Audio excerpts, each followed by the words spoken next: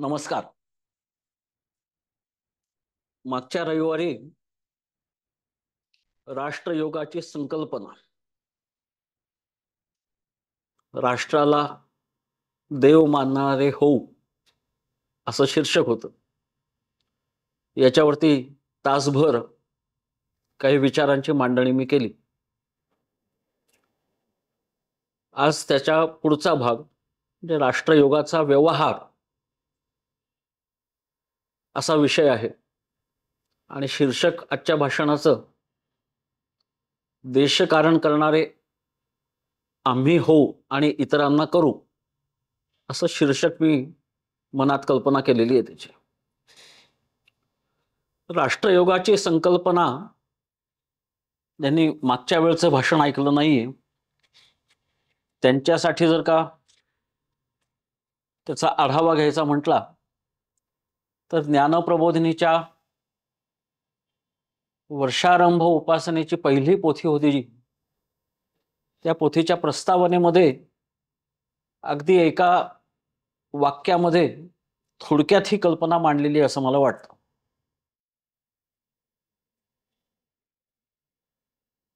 काय वाक्य आहे ते? तर ज्ञान आणि विज्ञान, अध्यात्मविद्या आणि भौतिक विद्या यांचा समतोल राखणे आणि अभ्युदय व निश्रेयस यांची चरमसीमा गाठणे हा व्यक्तिजीवनाचा परमोच्च बिंदू आहे. उन्नत व्यक्तिजीवन आणि उन्नत राष्ट्रजीवन यातील द्वैत पुसले जाऊन तिथे समभाव निर्माण व्हावा, हे आम्हाला साध्य करायचं आहे. तर या दोन वाक्यांमध्ये राष्ट्रयोगाच्या संकल्पनेची अगदी प्राथमिक कल्पना थोडक्यात आलेली आहे असं मला वाटतं. व्यक्तिगत जीवनात चरमसीमा गाठणं म्हणजे जास्तीत जास्ती प्रगती साधणं आणि व्यक्तिजीवन आणि राष्ट्रजीवन यात समभाव निर्माण करणं म्हणजे व्यक्तिजीवन जितकं उन्नत झालेलं आहे तिथलं राष्ट्रातल्या सगळ्या लोकांचं जीवन उन्नत झालेलं आहे आणि त्यामुळे राष्ट्रामध्येही या सगळ्या गोष्टींचा ज्ञान विज्ञान, आध्यात्मिक विद्या आणि भौतिक विद्या, अभ्युदय आणि निश्रेयस या सगळ्यांची चरम सीमा गाठलेली आहे असं होणं हे राष्ट्रयोगाचं उद्दिष्ट आहे असं मागच्या वेळच्या व्याख्यानाचं थोडक्यात सार सांगता येईल. त्याच्या संबंधी काही प्रश्न आलेले आहेत. दोन जणांनी याच्या चॅटबॉक्समध्ये, लॅपटॉपच्या झूमच्या चॅटबॉक्समध्ये पाठवलेले होते. दोघांनी व्हॉट्सॲपवरती व्यक्तिशः स्वतंत्र संदेश पाठवलेला होता आणि आणखीन दोघांनी प्रश्न नाही विचारला पण एका विषयावरती आज मी सुरुवातीला बोलावं असं म्हटलेलं. तर गांधीजींची जी कल्पना मांडलेली होती की राष्ट्रातल्या समाज जीवनामध्ये कोणकोणते बदल झाले म्हणजे राष्ट्र विकसित झालं असं आपल्याला म्हणता येईल. तर त्यातल्या पहिल्याच मुद्द्यावरती एक प्रश्न आलेला आहे की देशातल्या गरीबातल्या गरीब, अडाण्यातल्या अडाणी जो एरवी समाज जीवनामध्ये मूक असतो, जे जे होईल ते फक्त आपल्या वाट्याला स्वीकारतो, अशा व्यक्तीला सुद्धा माझ्या मताला या देशात किंमत आहे, माझं म्हणणं ऐकून घेतलं जातं, अशी स्थिती आली पाहिजे. त्याच्यावरती प्रश्न असा होता की असं प्रत्येकाचं ऐकत बसलं आणि प्रत्येकाचं वेगवेगळं मत, त्याला किंमत आहे असं करण्यासाठी तर काम कसं करता येईल? तर मला तो प्रश्न ऐकल्या ऐकल्या प्रबोधिनीच्या पहिल्या भवितव्य लेखातलं सूत्रवाक्य जे होतं, साधन सूत्र ज्याला म्हटलं, साध्य सूत्र ज्याला आपण म्हटलं होतं, ते आठवलं की देशातील सुप्त मनुष्य शक्तीचा आत्मसन्मान जागृत करणं, आत्मसन्मान वाढवणं. गांधीजींनी म्हटलं की प्रत्येकाला माझ्या मताला किंमत आहे, ऐकलं घेतलं जातंय, ऐकून घेतलं जातंय असं वाटलं पाहिजे. तर मला वाटतं आत्मसन्मान जागृत होण्याचं ते पहिलं लक्षण आहे की मला काहीतरी मत आहे, ते मी व्यक्त करून घेऊ शकतो आणि बाकीचे माझ्या मताला किंमत देतात, म्हणजे निदान ऐकून तरी घेतात. तर प्रत्येकाला बोलायची संधी असली पाहिजे, प्रत्येकाला ऐकून घेतलं जातंय असं वाटतंय, हे तर अतिशय आवश्यक आहे. ज्ञानप्रबोधिनीमध्ये जी सहविचारात्मक नेतृत्व पद्धती आपण वापरतो त्याच्यामध्ये असंच म्हणतो की गटातल्या प्रत्येकाला प्रत्येक विषयावरती जे काही मांडायचं असेल ते मोकळेपणाने आधी मांडता आलं पाहिजे. तर जे गटासाठी आपण प्रबोधिनीमध्ये म्हणतो ते गांधीजींनी देशातल्या सर्व लोकांसाठी म्हटलेलं आहे. आत्ता ते सार्वजनिक निवडणुकीच्या वेळी जी आपण प्रौढ मतदान पद्धती स्वीकारलेली आहे, तर त्या अधिकाराचा जो वापर करतात त्यांच्यापर्यंत पोचली असं म्हणता येईल. साधारणपणे 50% ते 80% मतदान वेगळ्या मतदारसंघात वेगळ्या निवडणुकांच्या वेळी होतं. देशातल्या इतक्या लोकांपर्यंत निदान हा मतदानाचा अधिकार मी वापरला पाहिजे आणि वापरू शकतो, एवढी स्थिती आलेली आहे.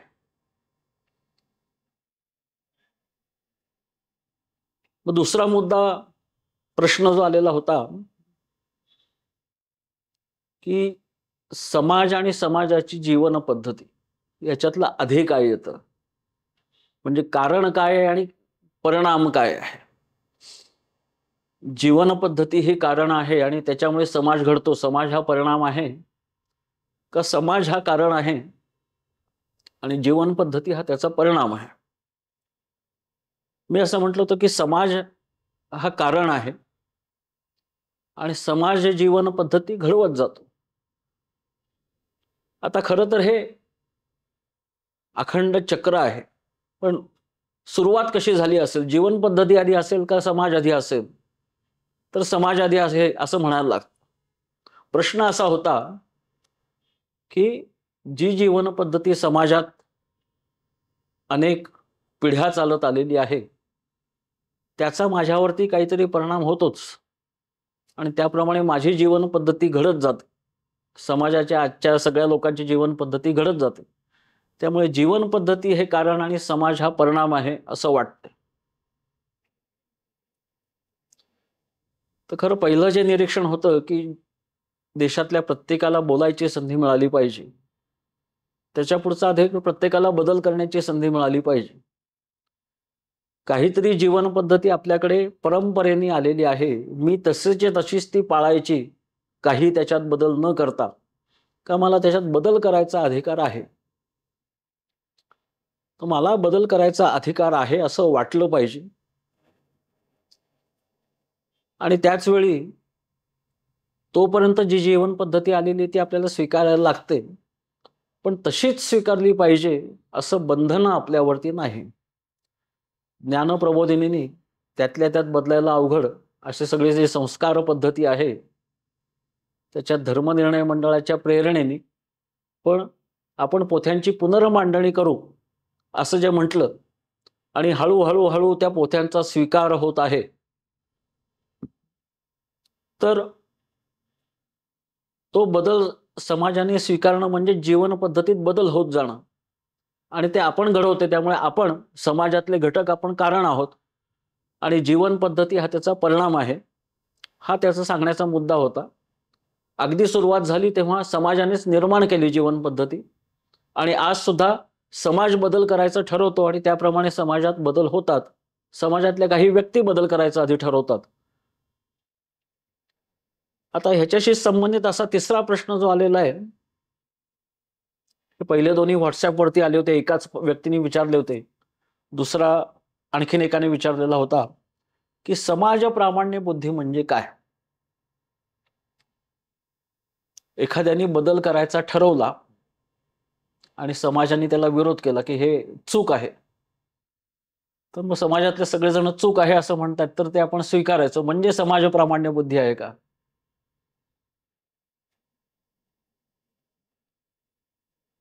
आधीच्या प्रश्नाशी संबंधितच आहे की समाज प्रामाण्य बुद्धी म्हणजे अर्थशास्त्रात ज्याला डिमांड आणि सप्लाय, मागच्या वेळी ते शब्द मी वापरले होते, की समाजाची मागणी काय आहे त्याप्रमाणेच आपण वागायचं, आपण पुरवठा करायचा आपल्या वागण्याचा. म्हणजे समाज प्रामाण्य का समाजाची गरज काय आहे ती गरज ओळखून त्याप्रमाणे पुरवठा करायचा म्हणजे समाज प्रामाण्य.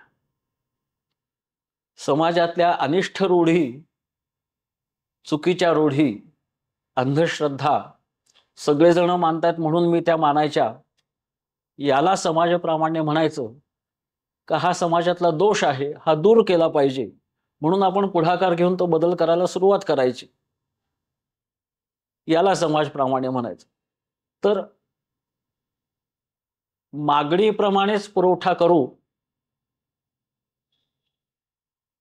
असा विचार न करता गरज काय आहे ती ओळखू आणि पुरवठा करू असं म्हटलं पाहिजे. आणि गरज ओळखण्यासाठी आपल्याला आपली विवेक बुद्धी वापरावी लागते. त्यामुळे समाज प्रामाण्य वृत्ती आपल्यामध्ये निर्माण करायची असेल तर समाजाचं निरीक्षण करणं, त्याच्यात काय आवश्यक आहे काय नाही ह्याचा स्वतंत्रपणे आपण विचार करणं आणि आपण विवेकाने ठरवणं, हे त्या समाज प्रामाण्य बुद्धीमध्ये गृहीत धरलं पाहिजे असं वाटतं. मग आणखीन एक प्रश्न होता की मध्ययुगीन संतांनी जे काही सामाजिक बदल करायचा प्रयत्न केला तर त्याच्याबाबत काय आपण म्हणावं. तर त्यांनी ते समाज प्रामाण्य बुद्धीच आपली वापरली असं म्हटलं पाहिजे. पण विवेकवादाचा जो मुद्दा आहे, म्हणजे 15 वर्षापूर्वी एक दिनकर गांगल म्हणून एक गृहस्थ आहेत, मोठी वाचनालयाची चळवळ करणारे, त्यांनी एक लेख लिहिला होता आणि त्याच्या अभिप्रायासाठी मला त्यांनी खूप मागे लागले होते ते. तर ते म्हणाले की देशात सामाजिक बदल काही चांगले घडायचे असतील तर आपल्याला देशातल्या लोकांना समाजशास्त्राचं औपचारिक शिक्षण द्यायला पाहिजे. मग नंतर प्रौढांना मात्र हे अनौपचारिकरित्याच द्यावं लागेल असंही त्यांनी म्हटलेलं होतं. आणि असं हे प्रौढांना अनौपचारिक शिक्षण आणि शिक्षण घेणाऱ्यांना औपचारिक शिक्षण अशी द्विस्तरीय उपाययोजना सुचवताना समाजात नव्या जाणीवांचा प्रकाश यावा असं त्यांनी म्हटलेलं होतं. कंसात एनलाइटनमेंट असं म्हटलेलं होतं. नव्या जाणीवांचा प्रकाश यावा म्हणजे नव्या मूल्यांची जाणीव होऊन ती समाजात रुजावीत. ही नवी मूल्य कोणती याचाही त्यांनी उल्लेख काही केलेला होता. पण पाश्चात्य देशांमध्ये 18व्या-19व्या शतकात ही जागृती झाली. त्या सगळ्या सामाजिक बदलांना तिथे एनलाइटनमेंट असं समजलं जातं. विज्ञाननिष्ठा, व्यक्ती स्वातंत्र्य, विवेकाला प्राधान्य ही मूल्य समाजात वरचढ ठरायला लागली. साधारणपणे 1760 ते 1960 असा हा काळ अनेक जण एनलाइटनमेंटचा मानतात. कधी तर 1880 सालीच संपला असेही अनेक जण मानतात. पण तो कालावधी 150-200 वर्षाचा तरी नक्की होता असं म्हणतात. त्या चळवळीमध्ये मुख्यतः व्यक्तीला भावना असतात पण विवेकाला प्राधान्य दिलं पाहिजे अशी मांडणी होती. पण 1960 सालानंतर transactional analysis, rational emotive therapy किंवा त्या सगळ्याचा डोक्यावरती बसणारी पोस्ट मॉडर्निस्टिक थेरी याच्यामध्ये व्यक्तीला भावना असण्याला वैचारिक मान्यता देणं आणि भावनांना विवेकाने शुद्ध आणि बळकट करणं असं अपेक्षित आहे. आजचं एनलाइटनमेंट भारतामध्ये त्याचा तो शब्द वापरायचा असेल तर व्यक्तीच्या भावना आणि विवेक शक्ती दोन्हीचं प्रशिक्षण करणं असा त्याचा अद्ययावत अर्थ घेतला पाहिजे. त्यामुळे एनलाइटन म्हणजे अज्ञान व अंधश्रद्धा निर्मूलन असं म्हणायच्याऐवजी विवेक व विज्ञान दृष्टीचा विस्तार असं म्हणावं असंही मी त्या लेखामध्ये त्यांना सुचवलेलं होतं. पण युरोपातल्या एनलाइटनमेंटच्या आधी भारतात असं काही झालं का? तर महाराष्ट्रात तुकाराम आणि रामदास हे संत हे भावना, विवेक आणि श्रद्धा या तिन्हीचं महत्व मानणारे होते. त्यांच्याही आधीच्या काळात बसवेश्वर, कबीर, गुरु नानक हे त्यांच्या आधीच्या काळातले संत.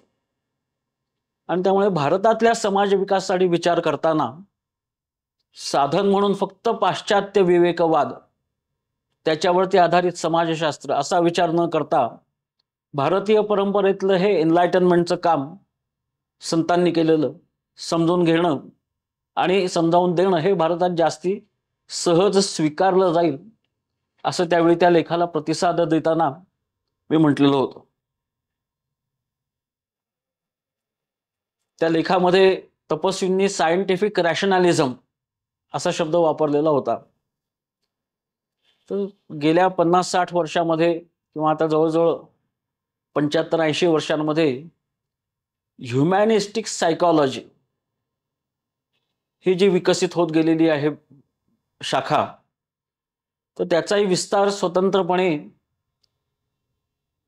आणखीन करायला पाहिजे आणि समाजशास्त्राची त्याची सांगड घालायला पाहिजे. भावना, तर्कबुद्धी व श्रद्धा, इमोशन, रिझन आणि इंट्युशन या तिन्ही मानवी शक्तींचा समुचित उपयोग करणं, त्याचं प्रशिक्षण देणं अधिक फायदेशीर होईल असं मी म्हटलेलं होतं. याच्याशिवाय आणखीन एक प्रश्न होता की प्रत्यक्ष काय करायचं हे सांगावं, तो आजच्या व्याख्यानाचा विषय आहे, त्यामुळे त्याचं काही वेगळं उत्तर देत नाही मी. 2 जणांनी आणखीन स्वतंत्रपणे कळवलेलं होतं की बांगलादेशात जे काही चाललेलं आहे ते व्याख्यान मला चालू असताना आता तिथे चालू आहे, त्याची दखल काहीतरी या व्याख्यानमालेमध्ये घेतली पाहिजे. तर माझं व्यक्तिशः तरी असं मत आहे की आपल्या प्रतिक्रिया असू शकतात, आपण आपली मतं देऊ शकतो, पण राष्ट्रवादाच्या दृष्टीने, राष्ट्रयोगाच्या दृष्टीने त्या घटनांकडे बघायचं असेल तर अजून काही काळ थांबावं लागेल. आता सगळं ढवळून निघालेलं आहे, ते शांत होईपर्यंत त्याच्यावरती फार काही भाष्य करणं हे बरोबर होणार नाही. पण माझ्या मागच्या भाषणात मी बांगलादेशाचा उल्लेख केला होता, त्याच वेळी तिकडे त्या सगळ्या दंगली सुरू झालेल्या होत्या. तेव्हा मी असं म्हटलं होतं की द्विराष्ट्रवादाचा सिद्धांत हा काही टिकत नाही, म्हणजे एका भूमीत 2 राष्ट्र असू शकत नाहीत. याच्यावरती भारताची फाळणी झाली आणि एका राष्ट्रात, एका देशात, प्रदेशात एकच लोकसमूह राहील आणि ते सगळे एका देशात राहतात म्हणून त्यांचं एक राष्ट्र हा प्रादेशिक राष्ट्रवाद, तर तोही पाकिस्तानच्या बाबतीत 25 वर्षाच्या आत चुकीचा ठरला. आणि आम्ही मुसलमान असलो तरी पूर्व पाकिस्तानात, पूर्व बंगालात राहणारे आम्ही सगळे संस्कृतीने वेगळे आहोत, आमची भाषा वेगळी आहे, आम्ही टागोरांना मानणारे आहोत, अशा अनेक गोष्टी त्याच्यामध्ये आल्या आणि प्रत्यक्ष राजकीय व्यवस्था कशी होती त्याच्यावरती झालं. त्याच्यातून बांगलादेश स्वतंत्र झाला. त्यामुळे प्रादेशिक राष्ट्रवादाला काही अर्थ नाही असं एवढंच मी म्हटलेलं होतं. आता जर का काही म्हणायचं झालं तर मग आमची सगळ्यांची पाकिस्तानपेक्षा वेगळी संस्कृती म्हणून आम्ही वेगळं राष्ट्र, पण आमची सगळ्यांची एक संस्कृती आहे, तर मग आता आम्ही राष्ट्र म्हणून राहायला पाहिजे. तर आता जी घटना घडतायत तिथे, तर त्याच्यामध्ये त्या सांस्कृतिक राष्ट्रवाद जर का असता तर बांगलादेशातले हिंदू आणि मुस्लिम एकत्र राहू शकले पाहिजेत, तसे ते राहत नाहीत अशा आत्ताच्या सगळ्या बातम्यांवरनं तरी वाटतंय. त्यामुळे सांस्कृतिक राष्ट्रवाद हा सुद्धा सर्व काळ सर्व देशांमध्ये टिकेलच असं नाही, असं ह्याच्यावरनं म्हणावं असं वाटतंय. पण मी लगेच म्हणीन असं नाही. अजून बांगलादेशातल्या घटना जरा महिनाभर जरा शांत होते असं वाटतंय. पण त्यानिमित्ताने सांस्कृतिक राष्ट्रवाद आणि आध्यात्मिक राष्ट्रयोग याच्या संबंधी थोडंसं एक परिच्छेद वाचावं असं वाटतं. संस्कृतीमुळे राष्ट्र घडतं असं सांगणारा विचार म्हणजे सांस्कृतिक राष्ट्रवाद. प्रबोधिनीमध्ये आपण भारताची संस्कृती एकात्म आहे असा विश्वास ठेवतो. हा विश्वास अनुभवाने वाढत जातो. प्रांतोप्रांतीचे संत एकच भाषा बोलतात. या संताची भाषा प्रांतोप्रांतीचे लोक आजही काही प्रमाणात मानतात. म्हणजे एका प्रांतातल्या संताची भाषा इतर प्रांतांमधले लोक, हे अनुभवल्यावर हा विश्वास वाढतो. ज्ञानेश्वरी आणि गीताईचे अनेक भारतीय भाषांमध्ये भाषांतर कसे झाले आहे हे पाहिले की हा विश्वास वाढतो. अशी एकच संस्कृती भारतात आहे असं म्हणणं म्हणजे सांस्कृतिक राष्ट्रवाद. पण ही संस्कृती कशी आहे याचा विचार करायला लागलो की काही जण म्हणतात ही संस्कृती मिश्र आहे आणि काही जण म्हणतात ही संस्कृती ही एकात्म आहे. तर मिश्र आहे असं म्हटलं म्हणजे भारतात काहीतरी वेगळेपण आहे आणि वेगळेपणापासून सुरुवात केली की वेगळेपणाचे बारीक बारीक बारीक बारीक मुद्दे सुचायला लागतात आणि त्यामुळे एकता शोधत राहण्याची अवघड कसरत करत राहावी लागते. एकत्वापासून सुरुवात केली की कोणतंही वेगळेपण आढळलं तरी ते एकत्वाचं आणखीन एक रूप म्हणून त्याच्याकडे पाहता येतं. या एकत्वाच्या जाणीवेला स्थिर ठेवून समाजाला गतिमान करणं, प्रगतिशील करणं हा आध्यात्मिक राष्ट्रयोग असं. त्यामुळे प्रबोधिनीमध्ये सांस्कृतिक राष्ट्रवाद असं म्हणायच्या ऐवजी आध्यात्मिक राष्ट्रयोग म्हणावं आपण.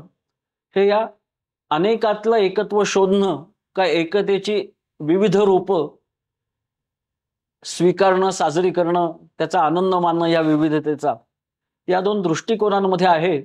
आणि म्हणून आध्यात्मिक राष्ट्रयोग हा वेगळा शब्द वापरावा असा वाटतो. आता प्रत्यक्ष आजच्या विषयाकडे वळूया की राष्ट्रयोगाचा व्यवहार म्हणजे काय करायचं. तो व्यवहार करायचा झाला, काहीतरी कृती करायची झाली की कृती आपण ती कुठल्या प्रेरणेने करतो हे बघायला बघतो. व्यक्तीच्या बाबतीत अशा 4 प्रेरणा लक्षात आलेल्या आहेत. एखादी कृती आपला निर्वाह उत्तम चालावा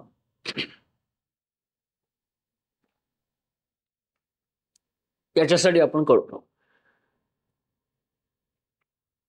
म्हणजे अन्न, वस्त्र, निवारा या सगळ्या प्राथमिक गरजा आपल्याला मिळाव्यात याच्यासाठी आपण करतो.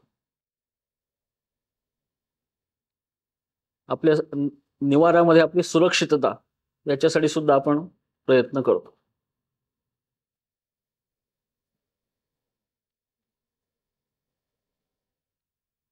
मग निर्वाहाच्या शिवाय आणखीन काय प्रेरणा असते निर्वाह चालावा याच्याशिवाय. तर निर्वाहाची सोय झाली की त्याच्या पुढची उद्दिष्ट आपल्याला दिसायला लागतात आणि त्याच्यासाठी काम करतात. भारतातली आणीबाणी संपली त्याच्यानंतर जी काही पुस्तकं आली त्याच्यात भाकरी आणि स्वातंत्र्य या शीर्षकाचं एक पुस्तक ग.प्र. प्रधानाने लिहिलेलं होतं की भाकरी आधी की स्वातंत्र्य आधी. तर भाकरी मिळत नाही तोपर्यंत कदाचित स्वातंत्र्यासाठीची धडपड अनेक जण करणार नाहीत. पण भाकरी मिळाल्यावर भाकरीची सोय झाल्यानंतर आता तुझी अशी सोय झालेली आहे, त्यामुळे तू आता माझं मुकाट्याने ऐक, असं कोणी म्हटलं तर ते चालत नाही. आणि मग भाकरी मिळाल्यावर मग स्वातंत्र्य हे उद्दिष्ट बनतं आणि स्वातंत्र्यासाठी काम करणं, धडपडणं हे सुरू होतं. अशी वेगवेगळी उद्दिष्ट असू शकतात. पण मग एक उद्दिष्ट साध्य झालं, की आता दुसरं उद्दिष्ट कुठलं? ते साध्य झालं, की त्याच्या पुढचं उद्दिष्ट कुठलं? मागच्या वेळी जो गांधीजींचा उल्लेख मी सतत केला, तो स्वातंत्र्य हे उद्दिष्ट आपलं साध्य झालं, तेवढंच उद्दिष्ट होतं का? का आणखीन काही होतं? आणि त्याच्यातून त्यांचा तो आध्यात्मिक जीवनयोग असा शब्द आला आणि त्याच्यामध्ये मी सुरुवातीला जी व्याख्या म्हटली, की व्यक्ती आणि समाज जीवन, अभ्युदय आणि निःश्रेयस, भौतिक विद्या आणि अध्यात्मविद्या या सगळ्याचा एकत्र विकास झाला पाहिजे. त्यामुळे राजकीय स्वातंत्र्य मिळालं तरी आर्थिक स्वातंत्र्य, सामाजिक स्वातंत्र्य, नैतिक स्वातंत्र्य अजून मिळायचं.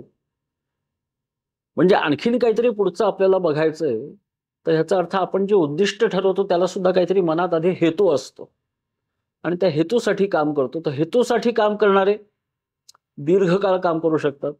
एखाद्या उद्दिष्टासाठी काम करणारे ते उद्दिष्ट साध्य झालं, की त्याच्या पुढे काय असा प्रश्न पडतो. अनेक विकसित देशांची उदाहरणं मी देतो. विशेषतः युरोपातल्या स्कॅन्डिनेव्हियन देशांची उदाहरणं देतो ती याच्यासाठी, की सगळी भौतिक सुख साधनं प्राप्त झाली. समाजात बऱ्यापैकी समानता निर्माण झाली. आता जगायचं कशासाठी? आणि अशा विचारातनं वैफल्य, सगळी सुखसाधनं असून सुद्धा तिथे तर सोशल सिक्युरिटी अशी पद्धत आहे. तुम्ही बेकार असलात तरी तुम्हाला बेकार भत्ता मिळतो. रोजगारासाठी धडपडलं पाहिजेच असं नाही.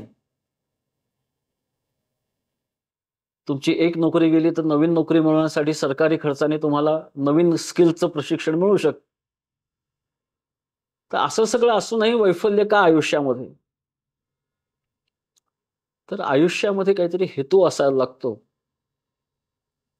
आणि काही वेळा हा हेतू का तो हेतू? आपल्या देशातल्या अनेकांना देशासाठी काम करायचं का मानवतेसाठी काम करायचं? असा प्रश्न पडतो. म्हणजे देशासाठी काम करणं हे एक मूल्य, चांगला हेतू आहे. मानवतेसाठी काम करणं, राष्ट्राच्या पलीकडे जाऊन काम करणं हा दुसरा हेतू आहे. मानवता हे मूल्य आहे. आता राष्ट्र आणि मानवता ह्याच्यापैकी मूल्य कुठलं निवडायचं असा मूल्य निश्चय किंवा मूल्य विवेक करायला लागतो आणि तो मूल्य विवेक झाल्यावर कामाची प्रेरणा ही स्पष्ट होते. त्यामुळे निर्वाह चालणं, उद्दिष्टासाठी काम करणं, काहीतरी हेतूसाठी काम करणं आणि मूल्यांसाठी काम करणं असा व्यवहार कुठलाही करत असताना, कृती करत असताना विचार करावा लागतो. तो व्यक्ती जीवनाच्या बाबतीत हा विचार आपल्या इथे झालेला आहे. पण राष्ट्र जीवनाच्या बाबतीत हा विचार पुरेसा झालेला नाहीये.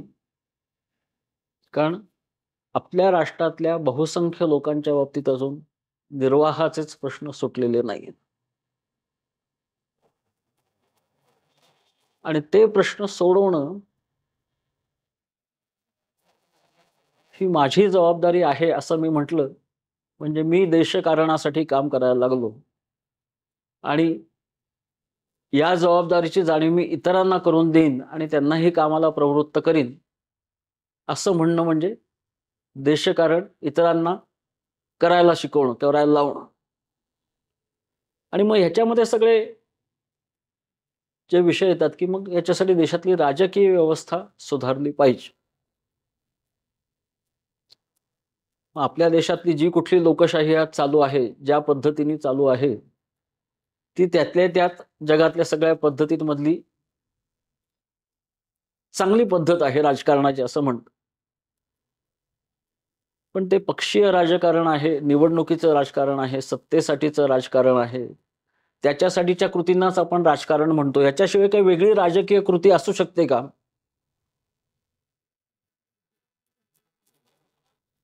तर विवेकानंदांना फार पूर्वी म्हणजे आता किती 125 वर्षापूर्वी असा हा प्रश्न कोणीतरी विचारला होता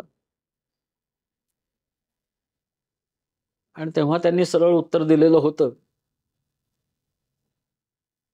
की लोकशाही उत्तम आहे पण भारताची अजून त्याच्यासाठी तयारी झालेली आहे असं मला वाटत.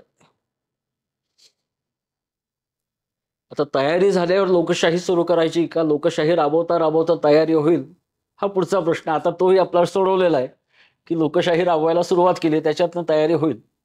पण विवेकानंदांचा त्या उत्तराचा पुढचा भाग हा जास्ती महत्वाचा वाटतो मला की लोकशाहीमध्ये काय करणार तुम्ही प्रतिनिधी निवडून देणार आणि ते मग समाजात काय काय बदल झाले पाहिजेत या दृष्टीने कायदे करणार आणि ते कायद्याचं राज्य म्हणून मग होणार. पण ते कायदे पाळले पाहिजेत असं लोकांना कधी वाटतं.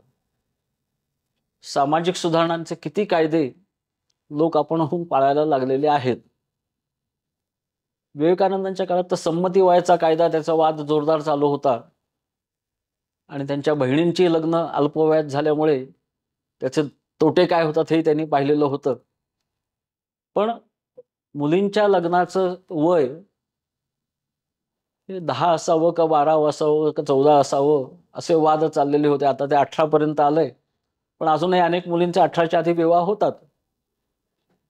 त्याच्यात विवेकानंदांनी म्हटले की सुधारणांचे कायदे हे आपोआप मागून होतील पण अशा सुधारणा झाल्या पाहिजेत असं लोकमत तुम्ही आधी तयार करा. लोकमताचा रेटा निर्माण झाला की सुधारणांचे कायदे आपोआप होतात. आणि लोकमताचा रेटा तयार करणं आणि लोकमत तयार करणं ह्याच्यात फरक आहे असं मला वाटतं.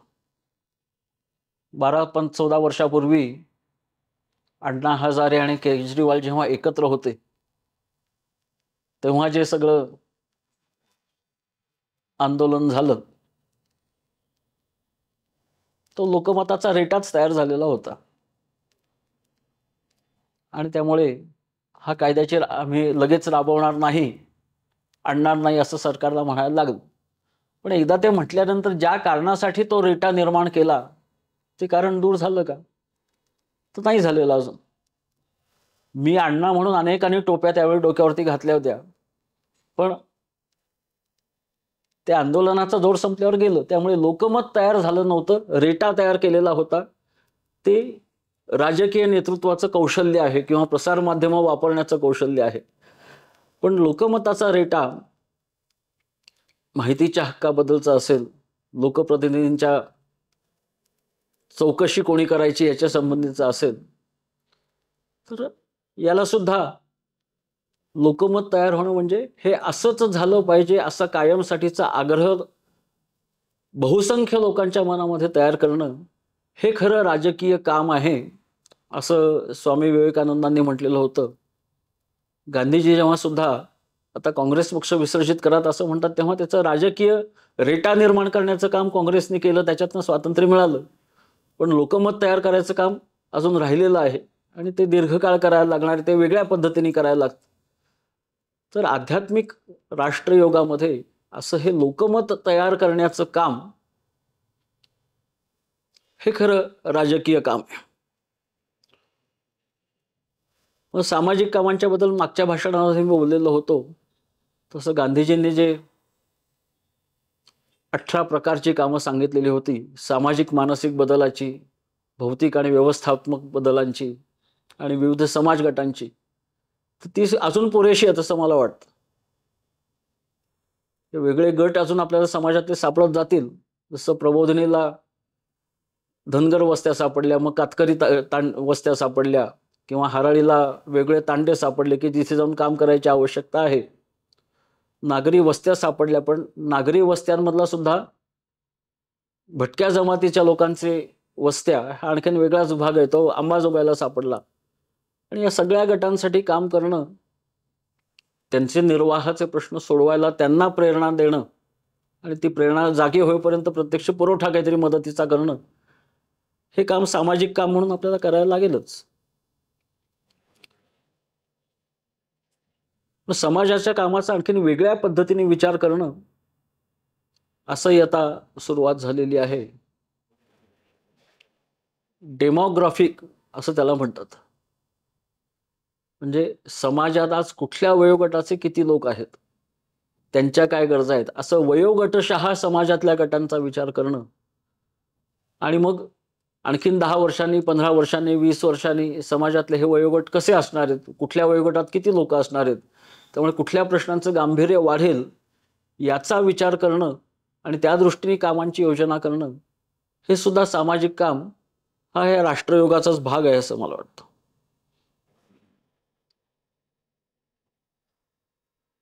अर्थकारण त्याच्यासाठी सुद्धा काम करायला लागेल, हा सुद्धा निर्वाहाचाच प्रश्न आहे. आणि मग कर आकारणी कशी करावी, कशाची करावी, प्रत्यक्ष कर असावेत का अप्रत्यक्ष कर असावेत, हा त्यातल्या अर्थशास्त्राच्या अभ्यासाचा विषय.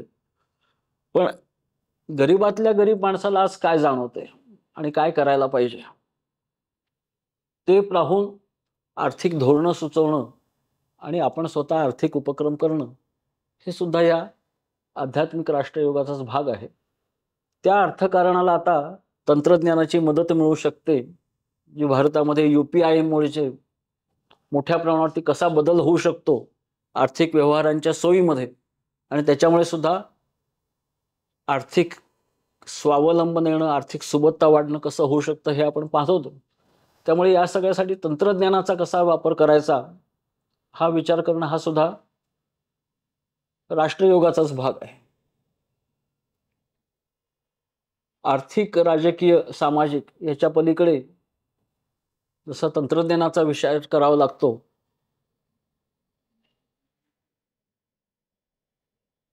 तसा आणखीन एका गोष्टीचा विचार करावा लागतो, तो म्हणजे पर्यावरणाचा.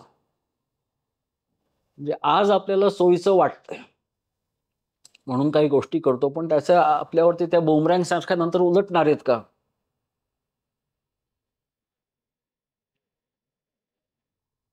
मग नद्यांचे प्रवाह असतील, पूर नियंत्रण असेल, दुष्काळ नियंत्रण असेल, दुष्काळ निर्मूलन असेल, पाण्याचे स्रोत वाढवणं असेल, वनसंपदा वाढवणं असेल, जैववैविध्य वाढवणं असेल, असलेल्या वैविध्याचं रक्षण करणं असेल, एकूण सगळा औद्योगिकरणाचा पर्यावरणावरती कसा, हवामानावर कसा बदल होतो हे पाहणं असेल, या सगळ्याचाच अभ्यास करणं आणि त्यातले सुद्धा संतुलन बघावं लागतं.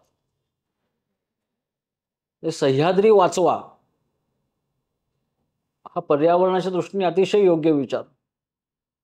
पण मग सह्याद्री वाचवा म्हणताना त्या सह्याद्रीच्या कुशीत जी सगळी गावं राहतात त्यांच्या आर्थिक विकासाचा विचार कसा करायचा, तो कोणी करायचा, त्याच्यातला समतोल साधला पाहिजे. तर त्याच्यासाठी संवादाच्या यंत्रणा काहीतरी निर्माण केल्या पाहिजेत.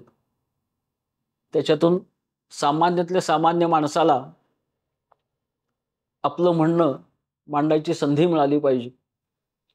त्यामुळे पर्यावरणाचा जीवनावरती होणारा परिणाम, आज होणारा परिणाम आणि आणखीन 25 वर्षांनी होणारा परिणाम, याचा विचार करणं आणि त्याच्यासाठी कृती करणं, ही सुद्धा राष्ट्रयोगासाठीचीच कृती आहे असं मला वाटतं.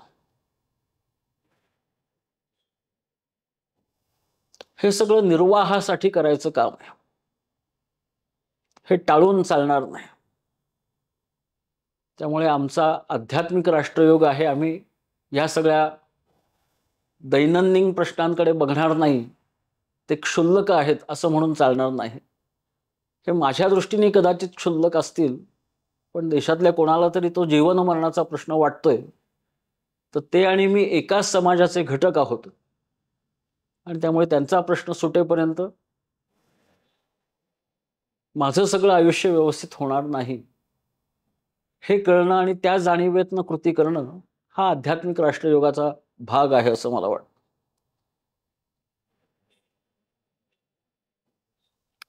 असं करत असताना जसं आता ह्या निर्वाहाच्या प्रश्नांचा आपण आता विस्ताराने मी एकेकाचा नामोल्लेख करत त्याच्या संबंधी काहीतरी बोललो, तसं आणखीन कशाचा विचार करायला पाहिजे.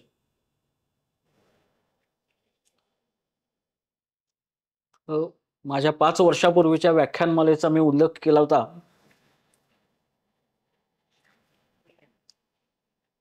त्यातलं पहिलं व्याख्यान हे राष्ट्रविचाराला छेद देणारे आधुनिक विचार प्रवाह, आणि तेही 1960 नंतरचे, असंच मी उल्लेख केला होता त्याचा.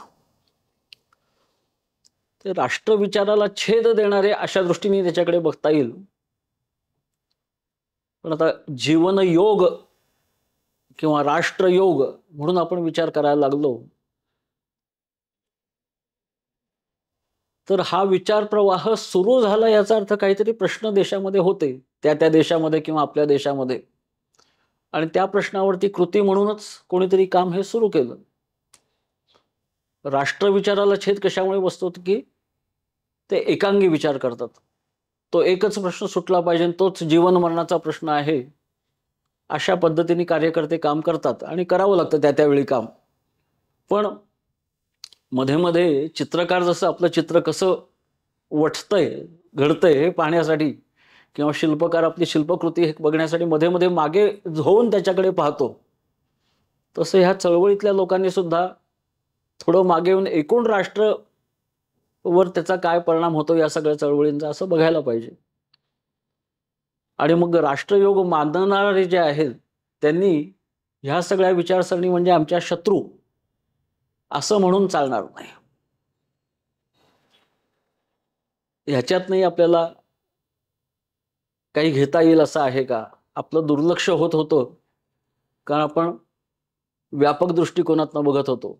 जे बारीक नजरेने पाहतात त्यांना काही गोष्टी लक्षात येतात, तर त्याचाही विचार आपल्याला करायला लागेल. तर मग उत्तर आधुनिकता असा एक विचार प्रवाह मी घेतलेला होता. त्याच्यामध्ये व्यक्तीच्या मताला किंमत आहे, वस्तुनिष्ठ सत्य असं काही नसतं. प्रत्येकजण सत्याकडे आपापल्या दृष्टिकोनातून बघतो आणि त्याला महत्त्व दिलं पाहिजे, असा हा विचार आहे. तर गरीबातल्या गरीब माणसाला जी अडचण वाटते ती त्याला म्हणता येणं, बोलता येणं त्याच्याबद्दल, आणि ती इतरांनी ऐकून घेणं, असं झालं पाहिजे असं आपण म्हणतोय.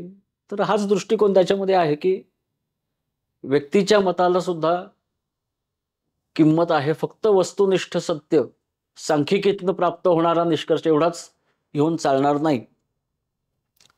मुक्तीचं धर्मशास्त्र अशी दुसरी विचारधारा मांडलेली होती की बाहेर सगळीकडे मुख्यतः ख्रिश्चन धर्माच्या बाबतीत, भारतात बौद्ध धर्माच्या बाबतीत मुख्यतः नवबौद्धांतर्फे होणारी चळवळ, की आमचे सगळे प्रश्न सोडवण्यासाठी या देशातले आजपर्यंतचे विचार उपयोगी पडले नाहीत, तर या धर्मातनंच आम्हाला काहीतरी मिळेल, त्याच्यातनंच आम्हाला आमच्या दुःखातून अडचणींमधनं मुक्तता मिळणार आहे. तर अशा दृष्टीनेच बायबलचा अभ्यास करा, अशा दृष्टीनेच बुद्धाच्या वचनांचा अभ्यास करा, आणि भारतात तर अशा दृष्टीनेच आंबेडकरांच्या विचारांचा अभ्यास करा, असंही चाललेलं आहे. छोट्या छोट्या चळवळी आहेत, पण त्यालाही प्रतिसाद देणारे लोकही आपल्या देशात आहेत. याचा अर्थ त्या लोकांना आमचं मत इथेच ऐकून घेतलं जाईल असं वाटतंय, बाकी कोणी ऐकणार नाही, म्हणून ती विचारधारा हळूहळू पसरत असते किंवा पुढे सरकत असते. त्यामुळे त्याचीही दखल घ्यायला पाहिजे. आणि वेगळ्या धर्मशास्त्रांमध्ये हे प्रश्न सोडवण्यासाठी काही म्हटलेलं असेल तर ते धर्मशास्त्रात म्हटले म्हणून त्याज्य नाही, आणि आमच्या धर्मशास्त्रात म्हटलं नाही म्हणून त्याज्य नाही. ते दुसरे कोणाच्याही धर्मशास्त्रात म्हटलं असेल आणि त्याच्यामुळे काही जणांना तरी त्याच्यामुळे आपल्याला व्यक्त व्हायला संधी मिळते आणि त्याच्यातून मार्गदर्शन मिळेल असं वाटतंय, तोपर्यंत त्याचाही विचार आपण केला पाहिजे. पर्यावरणीय स्त्रीवाद अशी एक आधुनिक विचारधारा मी त्यावेळी मांडलेली होती, की पर्यावरणाला औद्योगिक पुरुषप्रधान संस्कृतीमध्ये उपभोग्य वस्तू म्हणून मानलं जातं आणि स्त्रियांनाही उपभोग्य वस्तू म्हणून मानलं जातं. त्यामुळे पर्यावरणाचे स्त्रियांचे प्रश्न सारखेच असतात आणि त्यामुळे त्याचा एकत्र विचार केला पाहिजे आणि ते सोडवले पाहिजेत, असं भारतातल्याच विचारवंत शास्त्रज्ञ वंदना शिवा यांनी अतिशय जोमाने हा विचार प्रवाह पुढे नेलेला आहे.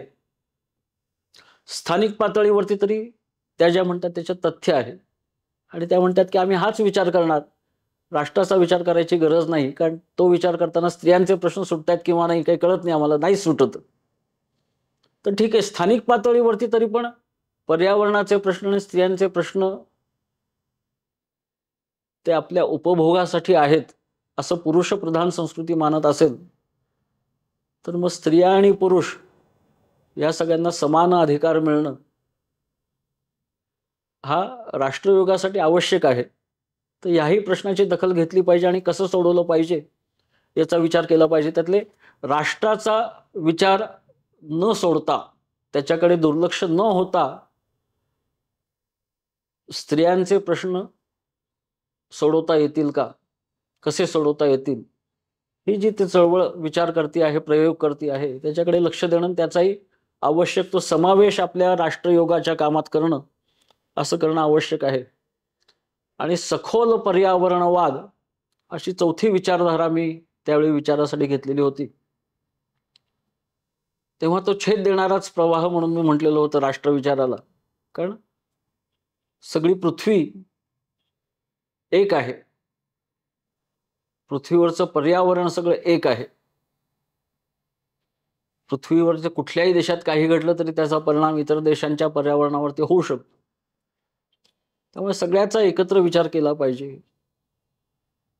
माणसं हे सुद्धा पर्यावरणाचाच भाग आहेत. त्यामुळे पर्यावरण आमच्यासाठी असा माणसांनी विचार करणं बरोबर नाही. सगळी वनस्पती सृष्टी, प्राणीसृष्टी ही आमच्या उपभोगासाठी असं माणसांनी विचार करणं बरोबर नाही. तर सगळ्या वनस्पती, प्राणी, माणसं आणि जल, जंगल, जमीन हे सगळे एकमेकांशी सगळं गुंतलेलं आहे.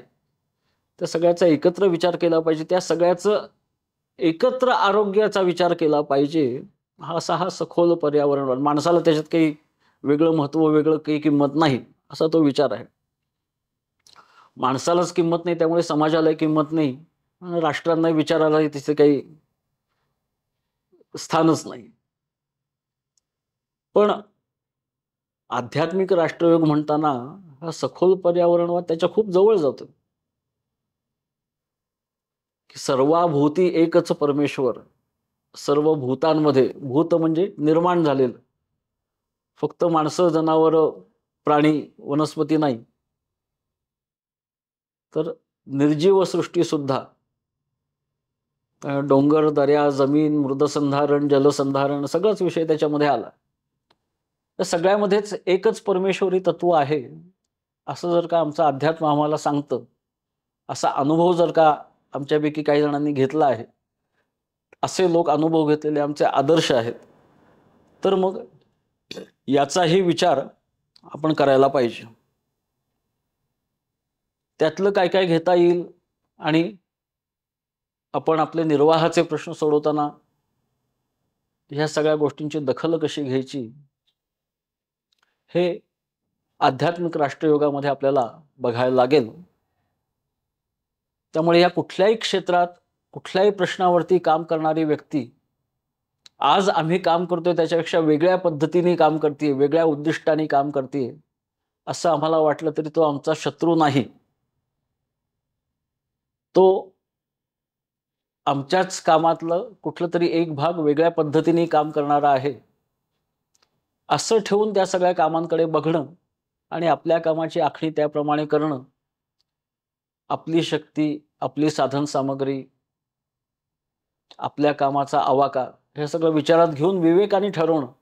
पण ही कामाची पद्धत, विचाराची पद्धत असली पाहिजे आध्यात्मिक राष्ट्रयोगामध्ये. मग आता आमचं उद्दिष्ट काय, म्हणजे हे सगळे निर्वाहाचे प्रश्न आहेत आणि 99% वेळ अनेक जणांचा ह्याच्यामध्ये जातो. पण मग तरी आध्यात्मिक राष्ट्रयोग असं वेगळी मांडणी का करायची?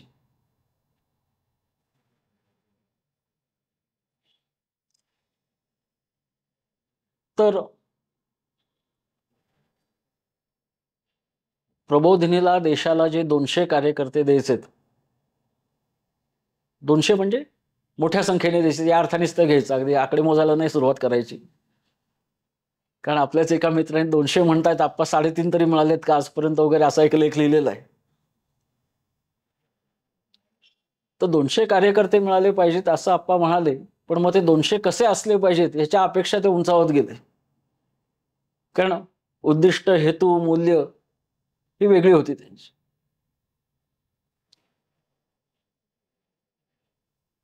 तर म्हणजे 200 कार्यकर्ते झाले पाहिजे, दिले पाहिजेत देशाला आणि ते कसे असले पाहिजे ह्याच्याबद्दलचा शेवटची लिखित नोंद आप्पांची त्यांना 1976 साली जो एक्सलन्स पुरस्कार मिळाला उपराष्ट्रपतींच्या हस्ते त्याच्या उत्तरादाखल केलेल्या भाषणामध्ये.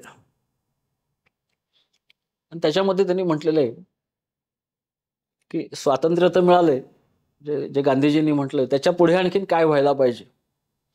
तर आपल्या राज्यघटनेच्या उद्देशिका किंवा प्रस्ताविकेमध्ये सुरुवातीला जे उल्लेख आलेले आहेत त्यातले शब्द आप्पांनी घेतलेले आहेत की समता,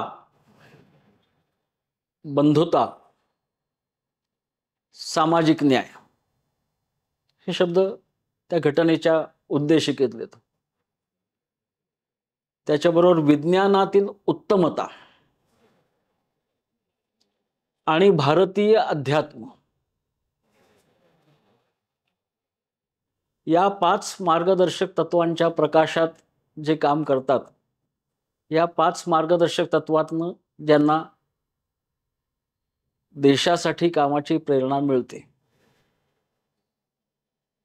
असे 200 कार्यकर्ते घडवून हे प्रबोधनीचं काम आहे असं त्या 76 साली म्हटलेलं आहे.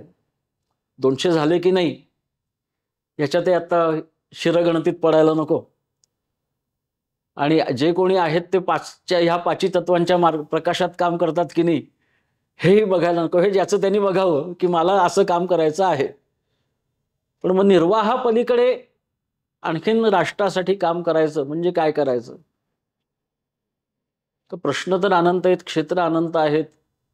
4 विचार प्रवाह आपण बघितले आणि 5-6 क्षेत्र बघितली, राजकीय, सामाजिक, आर्थिक, पर्यावरणीय वगैरे असे. तर त्याच्यापेक्षा मग उद्दिष्टासाठी काम करणं, निर्वाहासाठी काम करणं. तर निर्वाहाचे कुठलेही प्रश्न तुम्ही निवडा, कुठलेही क्षेत्र निवडा, कुठलीही विचारधारा निवडा, पण ह्या उद्दिष्टासाठी मी काम करतोय का की इथे समता प्रस्थापित व्हावी, बंधुतेचं नातं निर्माण व्हावं, सामाजिक न्याय सगळ्यांना मिळावा. हे सगळं काम करत असताना केवळ लोकरूढीप्रमाणे विचार न करता काम करण्यापेक्षा विज्ञान पद्धतीचा उत्तम उपयोग करून त्यातली उत्तमता गाठायची आहे हे लक्षात ठेवून आपण काम करतो आहोत का. आणि भारतीय अध्यात्म असा शब्द वापरलाय कारण इंग्रजीतलं भाषण आहे आणि इंग्रजीमध्ये स्पिरिच्युअलिटी किंवा स्पिरिच्युअलिझम हा बौद्धिक चर्चेचा विषय आहे, तत्वचर्चेचा विषय आहे असं मानलं जातं. आणि भारतामध्ये मात्र ही सगळी चर्चा करून तुम्ही जर का अनुभव घेतला नसेल तर सगळी चर्चा फोल आहे. भारतीय अध्यात्म म्हणजे सर्वांच्यामध्ये एकच शक्ती आहे आणि ती शक्ती सगळ्यांच्याद्वारे सर्व व्यवहारामध्ये काम करत असते याचा तुम्ही प्रत्यक्ष अनुभव घेणं. तो हा अनुभव मी घेतला पाहिजे ही माझ्या कामाची प्रेरणा आहे असंही असलं पाहिजे. अशी ही 5 तत्व मांडलेली आहेत आणि या 5 तत्वांची प्रस्थापना आपल्या समाजात झाली पाहिजे, म्हणजे समाज संस्थापना झाली पाहिजे. या प्रेरणेने मी काम करतोय हा उद्देश आणि निर्वाहासाठीचं कुठलं तरी काम, प्रश्न, क्षेत्र माझ्या कुवतीनुसार, क्षमतेनुसार, अनुभवानुसार, शिक्षणानुसार मी निवडलेलं आहे आणि काम करतोय. एकापेक्षा जास्ती क्षेत्रांमध्ये काम करायला हरकत नाही असं त्याच्याकडे बघता येईल. मग हेतू की आध्यात्मिक राष्ट्रयोगात कार्यवाही करत असताना हेतू काय असला पाहिजे.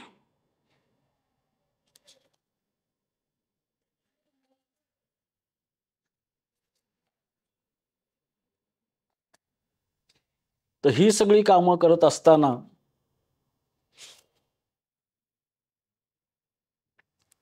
ही तत्व प्रस्थापित करायची आणि हा चर्चेचा प्रश्न होऊ शकेल. मी ते आता ते हेतू म्हणून मांडतोय की हे सगळं करत असताना समाजात समता, बंधुता प्रस्थापित व्हावी हे उद्दिष्ट आहे माझं. पण हेतू काय. तर राष्ट्र म्हणजे संघटित समाज आणि संघटन वृत्ती आपल्या समाजामध्ये खूप कमी आहे. त्यामुळे आपल्या देशातली संघटन वृत्ती, आपल्या समाजातली संघटन वृत्ती वाढली पाहिजे. संघटना हा माझ्या सगळ्या कामांचा हेतू आहे. प्रत्येक क्षेत्रात आम्ही संघटना करू किंवा ज्या कुठल्या व्यावहारिक कामात मी असेन, त्या कामात जे कोणी माझ्याबरोबर काम करणारे असतील, त्या सगळ्यांमध्ये ही संघटन वृत्ती मी निर्माण करीन. असं फक्त आपण प्रबोधिनीतच म्हणतोय असं नाही, तर सगळ्या हिंदू समाजाचाच हा प्रश्न आहे, असं अनेक उदाहरणं देऊन डॉक्टर पु ग सहस्रबुद्धांनी हिंदू समाज संघटना विघटना हे पुस्तक जेव्हा विश्व हिंदू परिषदेच्या स्थापनेच्या वेळी लिहिलं, त्यावेळी म्हटलेलं आहे की आमच्याकडे संघटना नाही, संघटन वृत्ती नाही. ही संघटन वृत्ती असलीच, अशी काही उदाहरणं त्यांनी दिली इतिहासातली. तरी नेतृत्व चांगलं नसेल, आज आत्ता काय करायला पाहिजे, आजचं आपलं कर्तव्य काय हे ठरवणारं नेतृत्व नसेल, तर त्या संघटित वृत्तीचाही फार उपयोग होत नाही. त्यामुळे संघटनेसाठी आणि नेतृत्व विकसनासाठी असं काम करणं हा राष्ट्रयोगाचा हेतू असला पाहिजे व्यवहाराच्या ह्याच्यात. मग आणखीन काय असलं पाहिजे, तर संघटना नेतृत्व ह्याच्याबरोबर सामूहिक प्रतिभा विकसन असं झालं पाहिजे. म्हणजे अनेकांकडे उपजत प्रतिभा असते, एकेका व्यक्तीची प्रशिक्षणाने प्रतिभाशक्ती वाढवता येते, पण गटांनी मिळून एकत्र आपला प्रश्न आपण काहीतरी वेगळ्या पद्धतीने सोडवूया, नवीन पद्धतीने सोडवूया, याच्यासाठी एकत्र विचार करून नवीन कल्पना काढूया.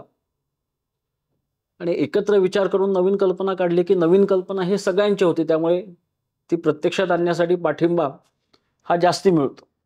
त्यामुळे सामूहिक प्रतिभा विकसन आणि जगभरात काय चाललेलं आहे त्यातनं नवीन शिकायची तयारी, ही व्यक्तीची, गटांची, संस्थांची, संघटनांची, सगळ्या राष्ट्राची असली पाहिजे.